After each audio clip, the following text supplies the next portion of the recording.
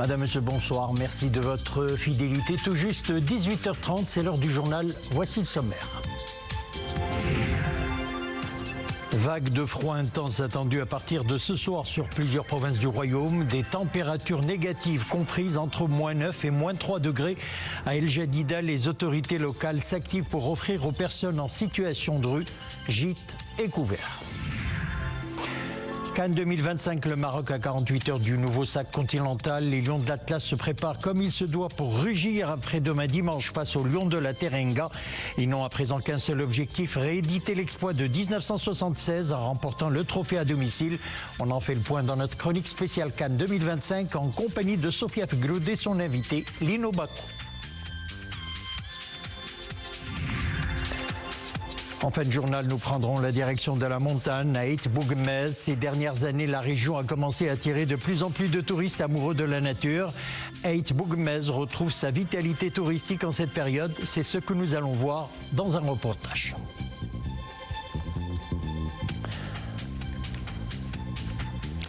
Mais avant de développer ces titres, le général de corps d'armée Mohamed Berrid, inspecteur général des forces armées royales et commandant la zone sud, a reçu hier au siège de l'état-major de la zone sud à Agadir le général de division Fakhroul Ahsan, commandant la force de la mission onusienne, et ce dans le cadre des rencontres périodiques entre les forces armées royales et la mission des Nations Unies dans les provinces du sud du royaume.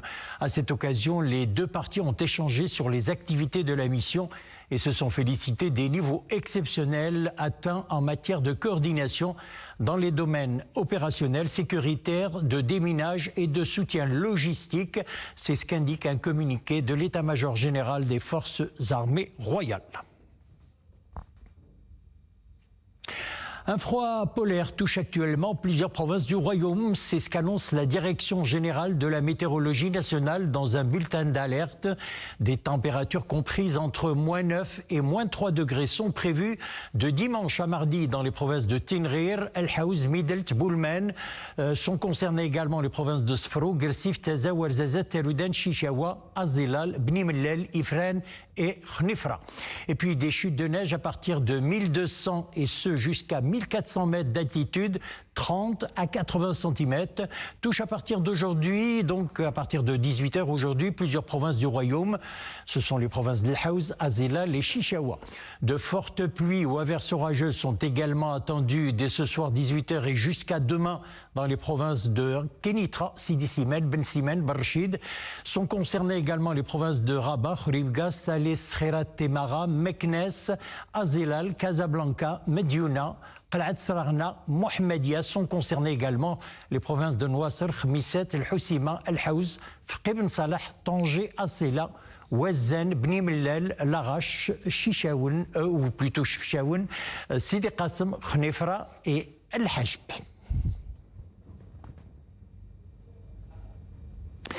Et puis face à la baisse drastique des températures, les autorités locales intensifient le ronde nocturne dans plusieurs villes. Objectif, protéger les personnes en situation de rue contre les risques liés au grand froid. Une action menée par l'Entraide nationale en étroite synergie avec les différents partenaires locaux. Reportage à El Jadida, Leila Asli, Mohamed Chikir sur un récit de Zakaria Mokinbil.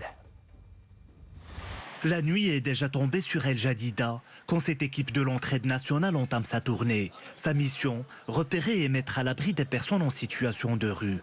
Sillonnant en rue et boulevard, cette équipe composée d'assistants sociaux et d'agents des autorités locales œuvre à offrir refuge et accompagnement aux plus démunis durant cette période de grand froid. Cette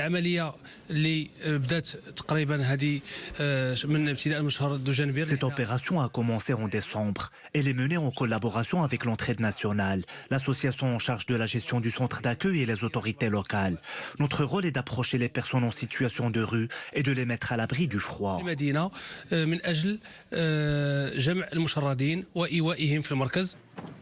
Les bénéficiaires sont d'abord invités à passer une consultation médicale au niveau du centre hospitalier provincial d'El Jadida. Ils sont transférés par la suite vers un centre d'accueil. Doté des équipements nécessaires de literie et de chauffage, ces structures offrent bien plus qu'un toit.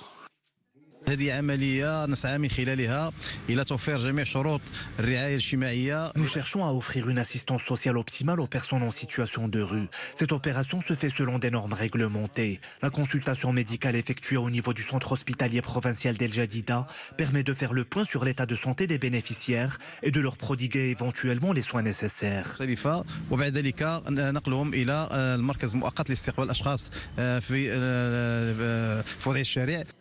Cette mobilisation devrait se poursuivre tout au long de l'hiver. En présence ce communiqué du ministère de l'Éducation nationale, du préscolaire et des sports qui annonce le report des dates de tenue de l'examen unifié local et des devoirs de contrôle continu au cycle de l'enseignement primaire et du secondaire collégial au titre du premier semestre de l'année scolaire 2025-2026. C'est ainsi que la date des 10 examens unifiés locaux et les devoirs de contrôle continu seront reportés au 20 et 21 janvier 2026. Cette mesure intervient en raison de la concomitance donc de ces opérations d'évaluation programmées avec la finale de la CAN Maroc 2025 à laquelle prend part la sélection nationale dimanche et au regard de l'engouement suscité par cet événement footballistique continental parmi les élèves, leurs familles et l'ensemble du peuple marocain. CAN 2025, justement, nous sommes à J-2, le Maroc et le Sénégal s'affrontent donc après-demain à Rabat. Une finale inédite entre deux nations qui incarnent aujourd'hui, il faut le dire, la maturité et la montée en puissance du football africain. L'affiche est d'autant plus prestigieuse qu'elle oppose respectivement la première et la deuxième équipe africaine du classement mondial FIFA dans un stade Prince Moulay Abdellah Rabat qui sera archi-comble. Les Lions de l'Atlas tenteront d'imposer le rythme face à un adversaire sacré, rappelons-le, en 2022 face à l'Égypte, en Égypte plutôt au Cameroun, et qui s'est donc installé depuis durablement parmi l'élite africaine. Alors pour le Maroc, pays hôte de la CAN, un seul objectif, rééditer l'exploit de 1976 en remportant le trophée à domicile dimanche. Nous verrons tout cela tout de suite dans la rubrique CAN 2025 avec Sofia Fegroud et son invité après le jingle.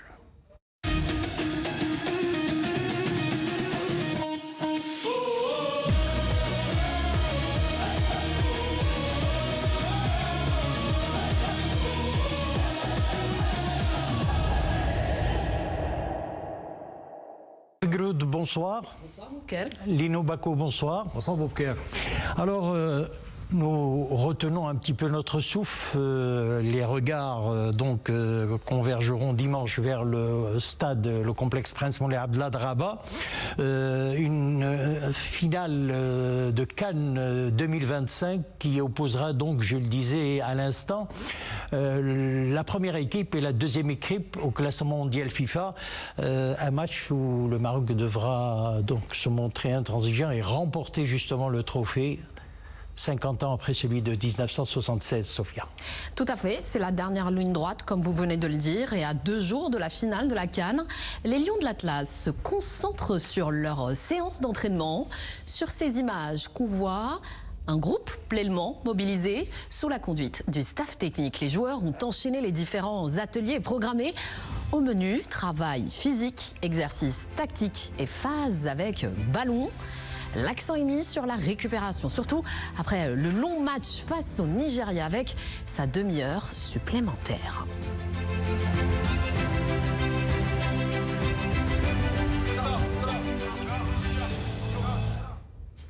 Les Lions de l'Atlas se projettent désormais vers la finale prévue dimanche à partir de 20h au stade Prince Moulay Abdellah de Rabat. Et pour parler de cette finale Maroc-Sénégal, j'ai le plaisir d'accueillir sur notre plateau Lino Bako, journaliste sportif et cofondateur de Radio Mars. Bonsoir. Bonsoir, Sophia. Nous aimerions d'abord nous arrêter sur cette finale, Lions de l'Atlas contre Lions de la Teranga. Et au regard des styles de jeu des deux équipes, ça promet du spectacle. Oui, c'est-à-dire que sur le papier, qu'est-ce qu'on dit? On dit que ce sont deux équipes joueuses, d'accord? Mais j'ai l'impression que ça va être encore à sens unique, un petit peu comme Maroc-Cameroun, comme Maroc-Nigeria, où finalement c'est le Maroc qui a fait l'essentiel. Pour revenir à Maroc-Nigeria, moi je suppose qu'avec un peu plus de précision, un peu plus de détermination dans les 20 derniers mètres, on aurait très bien pu boucler le match en 90 minutes. Voilà. Je suppose que ce match, justement cette finale, cette équipe du Sénégal, à l'image du Cameroun et à l'image du Nigeria, elle va l'aborder un petit peu dans la crainte, parce que qu'on le veuille ou non, nos adversaires nous craignent. Et lorsque un adversaire craint, une équipe craint son adversaire, qu'est-ce qu'elle fait? Elle joue bloc médian, bloc bas, donc elle joue en défense, elle laisse venir un petit peu comme a fait le Cameroun, un petit peu comme a fait le Nigeria. Est-ce que le Maroc va aborder cette rencontre avec la même intensité, comme vous venez de le dire, face au Cameroun et au Nigeria, ou est-ce qu'il va plutôt laisser le ballon à l'équipe sénégalaise, elle aime bien cela, pour ensuite travailler ses transitions et être plus performant? Non, moi je pense que d'abord, Walid va faire confiance au même 11 de départ. Hein. On ne change jamais un 11 gagnant, d'abord. Et puis ensuite, les joueurs se sont libérés, finalement. Ils se sont libérés. Ils étaient un petit peu crispés contre la Tanzanie. Et là, les 2 derniers matchs, ils se sont finalement libérés. Et on les a vus. Moi, je ne les vois pas aborder le match en position d'attente, genre round d'observation, comme dans les matchs de boxe, où les 2 adversaires s'observent. Et puis, voilà, on attend de voir un petit peu quelles sont les intentions des uns et des autres. Là, je pense que le Maroc, 3-2-1 parté, on va se ruer vers eux comme on a fait contre le Cameroun et contre le Sénégal. Et on parlera plus en détail de cette équipe sénégalaise, Lino Bako. Mais avant, l'on revient sur la conférence de presse d'après-match de Walid Regragui.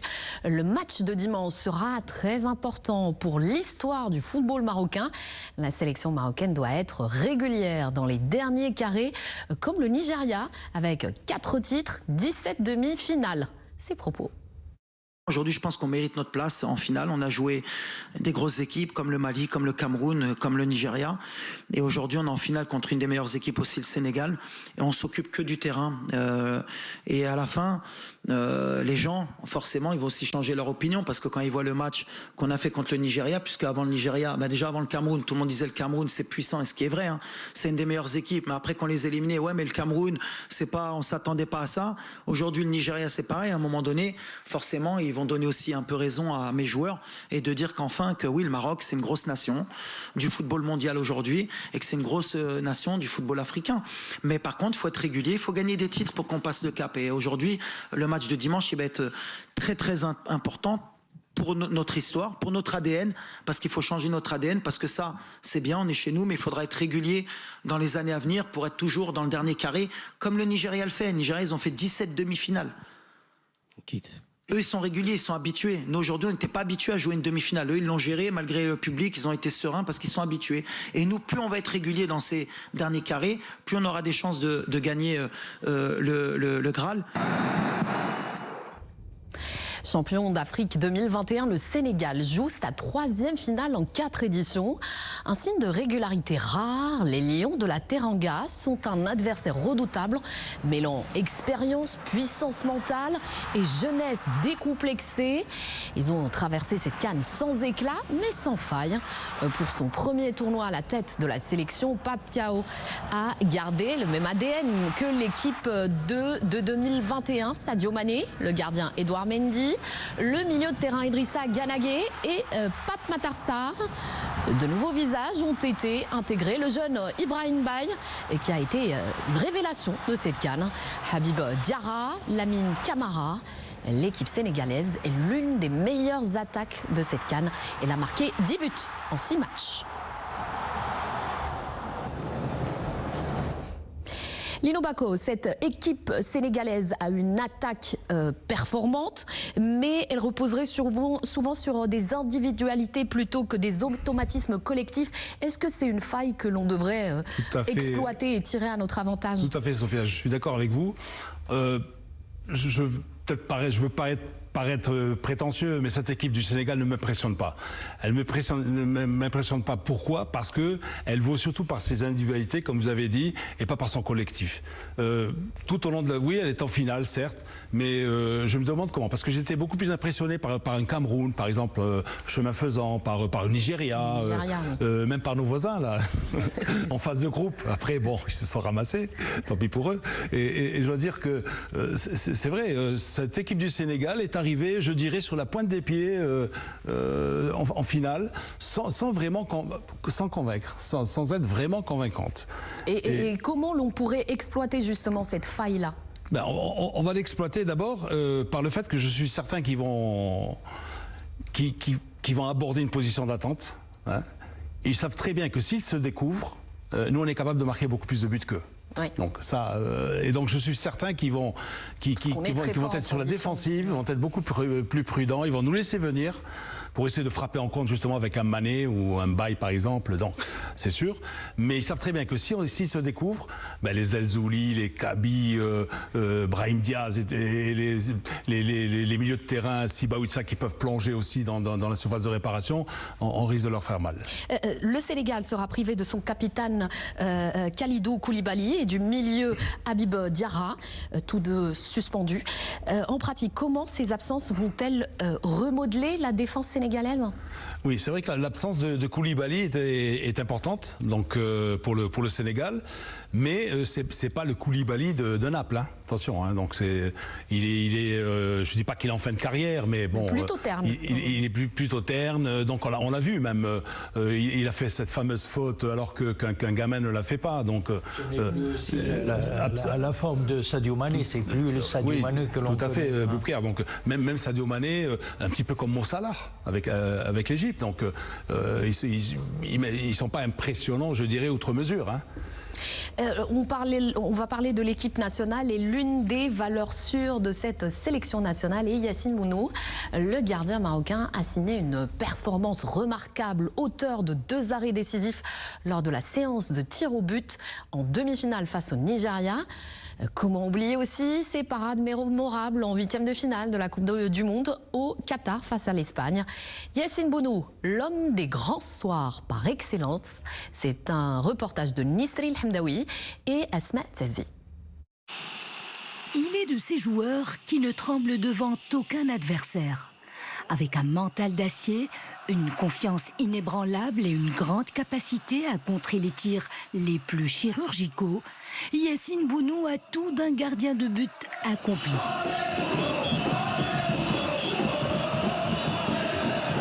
Sa prestation en demi-finale face aux Super Eagles du Nigeria en est la plus belle illustration. Lors de la séance de tir au but, l'homme a sorti le grand jeu avec 2 arrêts décisifs. Le premier était face à la tentative de Samuel Chikwueze. Quant au second arrêt, il était encore plus spectaculaire sur le dernier tir de Bruno Oyemachi, contribuant ainsi à la qualification du Maroc pour la finale. Ce n'est donc pas pour rien que Yacine Bounou a été élu homme du match. Du haut de ses 35 ans, le meilleur gardien africain de l'année 2025 prouve encore une fois qu'il peut faire la différence à tout moment.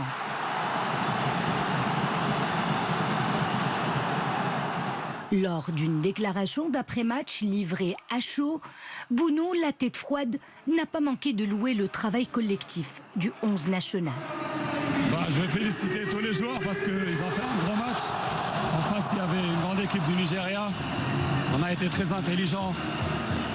On a su tenir 60-65 minutes jusqu'à que le Nigeria s'est effondré un petit peu physiquement.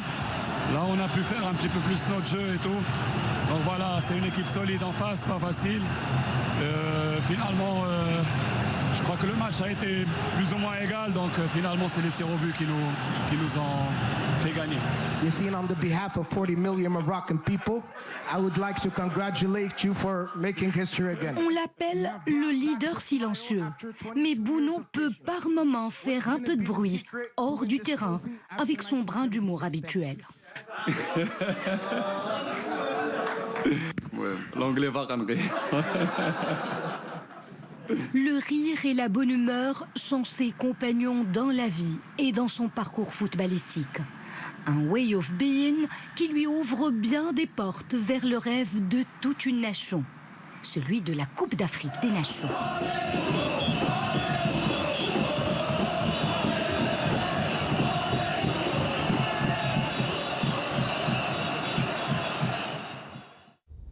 Lino Bacco, on vient voir dans ce reportage la force tranquille de Yacine Bounou. Qu'est-ce que vous pouvez nous dire sur ce gardien qui empile les clean sheets? À part le but malien qu'il avait encaissé encore sur penalty. C'est un champion. Et le champion, dans le champion, il y a le footballeur, l'athlète, et il y a l'homme. Et comme on dit au Maroc, Oulnes. Donc c'est un garçon qui est vraiment exceptionnel. Et je voudrais m'attarder un petit peu, si je peux, sur le deuxième penalty.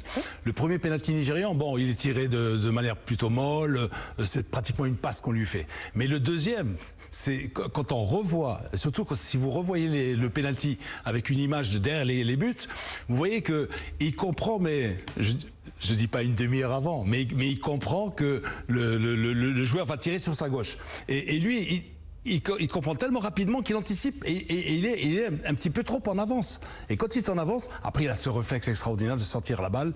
Mais là on voit que c'est un gardien hors pair. Et il y a eu une révélation pendant cette CAN, c'est Naïl El-Ainaoui. Il domine le milieu de terrain depuis le début de la compétition. Dans quelle mesure sa capacité à dicter le tempo serait-elle l'élément tactique peut-être décisif face au Sénégal? Oui, je pense que même si pas seulement contre le Sénégal, mais je dirais les prochaines années, les 7-8 prochaines années, ça sera le patron indiscutable du jeu, hein, de l'entrejeu, mais du jeu aussi, de l'équipe nationale. Lui aussi, il a une matière, malgré son jeune âge, hein, et pratiquement c'est un des derniers venus, parce qu'il joue avec nous depuis 4 mois. Il est là depuis septembre. Oui. Et depuis septembre, et puis il est là. C'est le patron, mais c'est un patron silencieux. Donc, c'est-à-dire qu'il ne veut pas trop s'imposer, parce que d'abord c'est quelqu'un de modeste, hein, donc de très humble. Et puis il a un sens tactique. Beaucoup de joueurs évidemment l'ont aussi, hein, chez nous, Ounahi par exemple, ou bien Sibawi ou Mzraoui ou Hakimi. Mais lui, il a ce sens, je dirais, ce sens tactique d'être le véritable patron au milieu de terrain. Le dynamo. Oui, c'est la dynamo. Et puis moi j'adore, parce que bon, à la télévision on s'en aperçoit pas, mais quand vous allez au stade et que vous le voyez courir sans ballon, il s'arrête jamais. Ça sera peut-être le prochain Dolmy. Oui, absolument. Vous avez parlé de Nosser Mzraoui, latéral droit fixe, celui qui pourrait casser le jeu de Sadio Mané. Ben oui, parce que je pense que là ça va être le contraire, c'est-à-dire c'est Sadio Mané qui va le marquer. Parce que moi je suis persuadé, le Sénégal va jouer avec un bloc bas, ils vont nous laisser venir. Et vous allez voir que Mzraoui va être beaucoup plus dans le couloir, beaucoup plus présent que Sadio Mané. On va parler d'un autre joueur de l'équipe nationale, Adam Massina. Oui. Qui fait, on assiste à sa montée en puissance, et ce n'était pas gagné pour lui, hein. Il n'a pas fait une bonne saison avec son club Turin. Je vous pose la question à vous, les spécialistes du football italien, qu'est-ce qui s'est passé chez ce garçon? Bon, d'abord il a eu une petite blessure. Bon, et puis Torino, finalement la saison dernière ils n'ont pas fait une grande saison. Et même ce début de saison, Torino, bon, ils sont comme ci, comme ça, donc et c'est vrai que ça se répercute sur lui. Bon, il était excellent quand il était à Bologne. D'ailleurs, il jouait avec les U21 italiens. Après, bon, il est allé en Angleterre, il est revenu en Italie, à Torino. Et là, bon, d'abord, lui aussi, il a le sens tactique, parce que quand vous êtes formé à l'école du foot italien, même si l'Italie, à mon avis, elle n'ira pas pour une troisième fois en Coupe du Monde, qu'on le veuille ou non. Là-bas, c'est un petit peu le master, c'est-à-dire que sur le sens tactique, il est là. Et, il n'est pas uniquement défensif. Bon, d'abord, il s'accorde très bien avec Aguerd, on le voit. Donc, il a un petit peu tergiversé quand on l'a mis, parce que en fait, il pensait être titulaire. Et quand il n'a pas été titularisé le premier match, peut-être qu'il s'est senti peut-être un peu diminué. Et donc il a eu un petit peu les jambes molles, je dirais, les premiers matchs. Et là, bon, les 2 derniers matchs, il a été impeccable. Il a été. Et puis c'est le seul qui est capable de vous donner des balles, des transversales de 30-40 mètres, de vous les mettre dans le pied. Hein. Oui. Lino Bacco, avant de nous quitter, j'aimerais juste parler de cette presse internationale dithyrambique sur l'équipe nationale. Certains parlent même d'âge d'or du football marocain. Quel regard portez-vous sur ce qui a été publié, écrit, dit sur l'équipe marocaine? Moi-même, personnellement, je suis très sollicité. Donc, on m'a appelé encore ce matin d'une radio italienne. Le Figaro, par exemple, m'a appelé la semaine dernière. On me dit, qu'est-ce qui se passe? Comment ça se fait que vous avez ce fantastique football là? Vous avez des stades magnifiques, etc. Vos U20 sont champions du monde. En futsal, ça marche bien. Les féminines, les U17 et tout ça. Qu'est-ce qui se passe? Alors, j'essaie d'expliquer. Bon, les téléspectateurs savent très bien. Bon, donc, pourquoi on est là? D'abord, il y a une volonté politique, hein, donc ça c'est très important. Donc, royale. Voilà, donc éclairé de Sa Majesté, hein, que Dieu le glorifie. Et donc, et c'est ça. Donc, contrairement, par exemple, justement, je regardais une télévision italienne où on disait, ah tiens, c'est ça le tiers-monde. Et le journaliste italien disait, c'est sur Sport Italia, c'est une chaîne italienne qui a les exclusivités des matchs de la CAN. Il disait, regardez le Maroc. Mais le tiers-monde, c'est l'Italie. En football, l'Italie, c'est le tiers-monde. Et c'est vrai, parce que d'abord, en Italie, il n'y a pas la volonté politique, hein, de faire avancer ce football. Ils ne sont pas allés en Coupe du Monde pendant deux fois de suite. Et là, ils ne vont pas y aller une 3e fois. Et on ne fait rien. L'AS Roma voulait faire son stade. Mais l'AS Roma, elle a combattu 20 ans, près de 20 ans, avec la commune de Rome, pour avoir les autorisations et tout ça. Donc, et elle n'a pas encore les autorisations finales. Voilà. Et moi, je suis fier en tant que Marocain quand par exemple je prends le bateau, en voiture, je fais Marseille Tanger-Med, et j'ai fait un bout d'autoroute en France, et quand j'arrive à Tanger-Med, j'ai dit wow, c'est le prolongement de l'Europe. Et qu'on le veuille ou non, Makajrel Kora, donc il n'y a pas que le foot. Hein. Le foot reflète ce chantier-là. Regardez l'infrastructure, regardez nos aéroports, regardez, c'est magnifique tout ça. Et c'est vrai qu'on a réduit le gap sur l'Europe, hein, sur une grande partie de l'Europe. Lino Bacco, journaliste sportif, cofondateur de Radio Mars, merci d'avoir répondu présent. Ça a été un plaisir et... Vous savez que je suis un ancien de la maison, hein. Oui, il y a très longtemps. Il y a prescription. Il y a 50 ans comme pour le titre. De 76. Voilà. On va rééditer l'exploit. Inch'Allah. Et la petite finale aura lieu demain samedi à partir de 17 h. Le Nigeria et l'Égypte vont s'affronter pour une 3e place. Un match de classement disputé au stade Mohamed V de Casablanca. Objectif 2e sacre en 50 ans après la victoire en Éthiopie en 1976. Le Maroc affrontera le Sénégal en finale de cette CAN. Ce sera donc dimanche à partir de 20 h, toujours dans cet écrin qu'est le stade Prince Moulay Abdallah de Rabat. Voilà tout pour ce journal de la CAN. Merci Sophia, merci Lino Bacco. Donc bonne chance au Lion de l'Atlas. Moi je reste sur mon résultat d'hier, mon pronostic d'hier, 3-1. Nous l'espérons.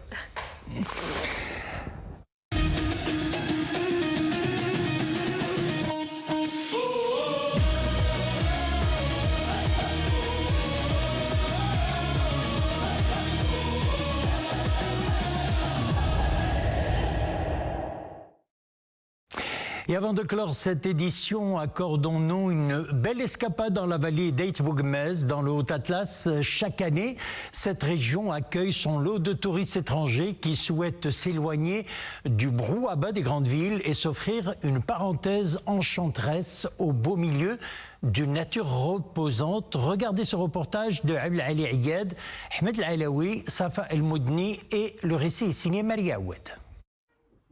Avec ces petites maisons en pisé qui se fondent harmonieusement dans le paysage et entourées de vallons propices à la randonnée, le petit village d'Eit Bougmez offre des panoramas incroyables et une immersion totale au cœur de la nature.